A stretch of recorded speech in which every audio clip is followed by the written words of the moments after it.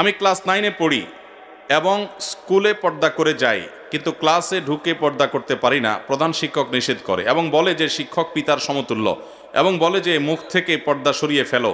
এ ব্যাপারে সঠিক সমাধান জানালে উপকৃত হব। ছাত্রী নামও লিখছে, আমি আর না বললাম নাম। কোনো বোন বোধহয় প্রশ্নটা পাঠিয়েছেন। যাই হোক, আমাদের দেশে কিছু এরকম মুখরোচক কথা আছে, যেমন ভাবি মায়ের মতন, শুনছেন নি? শিক্ষক বাবার মতন, এগুলো শুনতে খুব সুন্দর শোনা যায় কিন্তু, তাই না? শিক্ষক বাবার মতন, বাহ কি সুন্দর কথা।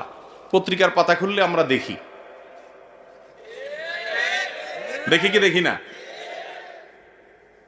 পরিমল, অমুক তমুক শিক্ষক, কিন্তু এরা সব এই শিক্ষক নামের কলঙ্কদের নানান কুকীর্তি পত্রিকা খুললে দেখা যায় কি যায় না?